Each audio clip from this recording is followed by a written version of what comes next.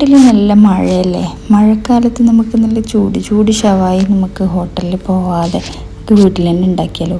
മഴക്കാലത്ത് മാക്സിമം നമ്മൾ hotel food avoid ചെയ്യുന്നതാണ് നല്ലത്. കാരണം വെള്ളത്തിൻ്റെയും എല്ലാം ഇഷ്യൂ എല്ലാം ഉണ്ടാകുന്നതുകൊണ്ട് നമുക്ക് എല്ലാ ഹോട്ടലിൽ കിട്ടുന്ന ഐറ്റവും നമുക്ക് വീട്ടിൽ ട്രൈ ചെയ്ത് നോക്കാം. അപ്പോൾ ഇത് നമുക്ക് എളുപ്പത്തിൽ ഉണ്ടാക്കാൻ പറ്റുന്ന ഒരു ഈസി പീസി ഷവായി ആണ് പ്രഷർ കുക്കർ ഷവായി. അപ്പോൾ നമുക്ക് അതിന് വേണ്ടിയിട്ട് ഞാൻ എടുത്തിട്ടുള്ളത് 1 കിലോ ഒരു 100 ഗ്രാം അധികം ഉണ്ടാവും. ഒരു 100-ലെ 2 ചിക്കൻ എടുത്തിട്ടുണ്ട്. മീഡിയം സൈസിലുള്ള ചിക്കൻ എടുത്തിട്ടുണ്ട്. അത് നന്നായിട്ട് വരഞ്ഞു കൊടുത്തിട്ട് കാശ്മീരി ചില്ലിയും പിന്നെ ഒരു 3 ടീസ്പൂൺ കാശ്മീരി ചില്ലിയും ഒരു 2 ടീസ്പൂൺ കൊറിയാണ്ടറും പിന്നെ കുറച്ച് ടർമറിക്കും പിന്നെ എന്ത് ചെയ്ത് ഒരു സ്പൂണ് ഗരം മസാല പൗഡറും ഇത്തിരി പെപ്പർ പൗഡറും അത് ആവശ്യമുണ്ടെങ്കിൽ ഇട്ടാൽ മതി. അത് ചെയ്തിട്ട് ഉപ്പെല്ലാം ഇട്ട് കുറച്ച് ലെമൺ ജ്യൂസും ആഡ് ചെയ്തിട്ടാ. അപ്പോൾ നന്നായിട്ട് അത് പുരട്ടി ഒരു 5 മിനിറ്റ് റെസ്റ്റ് ചെയ്യാൻ മതി.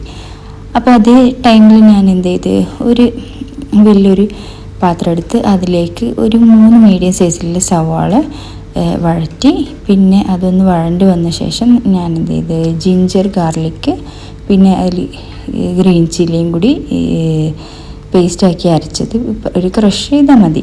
അതും കൂടി ആഡ് ചെയ്തിട്ട് നന്നായിട്ട് വഴറ്റിയെടുക്കാം. ഇനി നമുക്ക് ഇതിലേക്ക് കറിവേപ്പിലയും കൂടി ആഡ് ചെയ്യാം. എന്നിട്ട് എന്ത് ചെയ്യാം, നമുക്കൊരു 3 മീഡിയം സൈസിലുള്ള ടൊമാറ്റോയും കൂടി ആഡ് ചെയ്തിട്ട് 3-ഓ 2-ഓ ടൊമാറ്റോയും കൂടി ആഡ് ചെയ്തിട്ട് നന്നായിട്ട് വഴറ്റിയെടുക്കാം. കാരണം നമുക്ക് ഷവായിക്ക് മസാല എന്ന് പറയുമ്പം നല്ല അടിപൊളി ഒരു ബിരിയാണി മസാല പോലെ ഉണ്ടാവും. പക്ഷേ ഇത് ഭയങ്കര ടേസ്റ്റ് ആയിരിക്കും. ഈ ഒരു മസാലയും കൂടി വെറും മുളകിൻ്റെ മസാല ആകുമ്പോൾ നമുക്കൊരു ഇതുണ്ടാവില്ല. ഇതാകുമ്പോൾ നല്ല ഗുമ്മിൽ നമുക്ക് കഴിക്കാൻ പറ്റും. അപ്പോൾ നമുക്ക് എന്ത് ചെയ്യാം, ഇത് ഒന്ന് വഴണ്ട് വരാൻ വെയിറ്റ് ചെയ്യാം.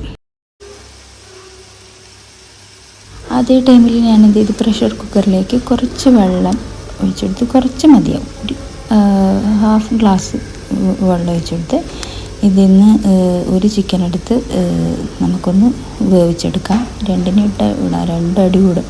അതുകൊണ്ട് നമുക്ക് എന്ത് ചെയ്യാം, ഒന്നിനെ ആദ്യം ഇട്ടിട്ട് അതിന് നന്നായിട്ടൊന്ന് ഒരു 3 വിസിൽ വരെ നമുക്കൊന്ന് വേവിച്ചെടുക്കണം.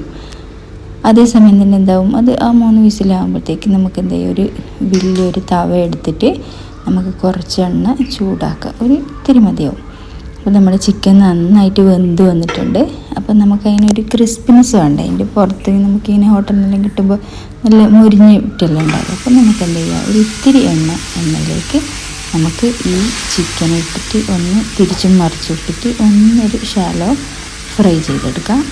ആ ചിക്കൻ്റെ സ്റ്റോക്ക് നമ്മൾ വേവിച്ചത് ഒന്നും നമ്മൾ കളയണ്ട. അത് നമ്മളെ മസാലയിലേക്ക് ഒഴിച്ച് കൊടുത്താൽ നല്ല ടേസ്റ്റി ആയിട്ട് നമുക്കൊരു ആ ചിക്കൻ്റെ ഫ്ലേവർ ഇറങ്ങി ഒരു മസാല കിട്ടും.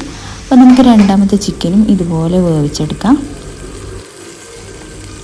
ഞാനിതിങ്ങനെ വേവിച്ചെടുക്കുന്ന സമയത്ത് എൻ്റെ മോളിങ്ങനെ പറയും, ഉമ്മ അത് പാവല്ലേ, അതിനൊന്നും ആക്കണ്ട അങ്ങനെ പറയുന്നു. അപ്പോൾ ഇതിങ്ങനെ കിടക്കുമ്പോൾ ഒരു കുഞ്ഞ് കിടക്കുമ്പോഴല്ലേ. അപ്പോൾ അതുകൊണ്ട് നീ നോക്കണ്ട, പിന്നെ നിങ്ങൾക്ക് ഇതിന് പീസ് എടുത്തിട്ട് തിന്നാൻ തരാമെന്ന്. അപ്പോൾ അങ്ങനെ എന്തായി, നമ്മൾ രണ്ടാമത്തെ ചിക്കനും റെഡിയായി. അതിൻ്റെ സ്റ്റോക്കും കൂടി നമ്മൾ ഈ മസാലയിലേക്ക് ഒഴിച്ചിട്ട് നന്നായിട്ട് അതൊന്ന് വറ്റിച്ചെടുക്കണം മസാല.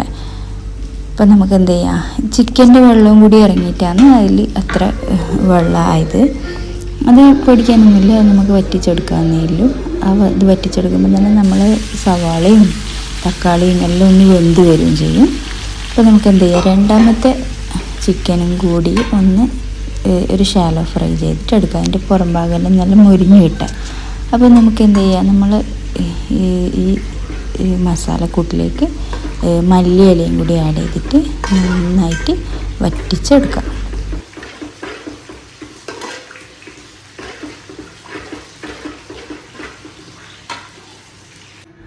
അങ്ങനെ നമ്മളെ ഷവായി കുട്ടന്മാരുടെ റെഡി ആയിട്ടുണ്ട്. ചിക്കൻ കുട്ടന്മാർ നല്ല മുരിഞ്ഞ് വന്നിട്ടുണ്ട്. ഇനി നമ്മൾ ചിക്കൻ മസാല നമ്മൾ വറ്റിച്ചെടുത്തത് ഇതിൻ്റെ സൈഡിലേക്ക് ഇട്ടിട്ട് എന്ത് ചെയ്യുക, സെർവ് ചെയ്യുക. അപ്പം കുറച്ച് ഒരു മസാല അവിടെ വെക്കണം. അതിനൊരു പണിയുണ്ട്. കാരണം നമുക്ക് നല്ല വെറൈറ്റി ആയിട്ട് തന്നെ തിന്നണ്ടേ. അപ്പോൾ എന്ത് ചെയ്യുക, കുറച്ച് മസാല ഞാൻ ഉണ്ടാക്കിയ ആ പാത്രത്തിലേക്ക് തന്നെ, ആ ഉരുളിയിലേക്ക് തന്നെ വെക്കുന്നുണ്ട്.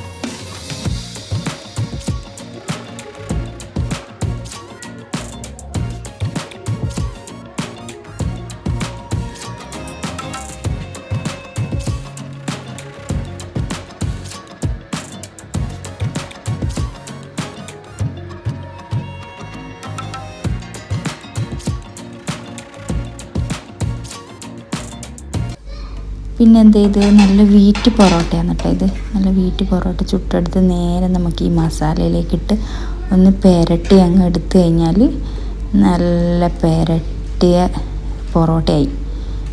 ഓക്കെ, നല്ല ഫ്ലേവറിൽ പൊറോട്ട നമുക്ക് കിട്ടും. അപ്പം അങ്ങനെ എന്ത് ചെയ്ത് അങ്ങനെ ഓരോ പൊറോട്ടയും ഇതാക്കി എടുക്കുന്നുണ്ട് കേട്ടോ.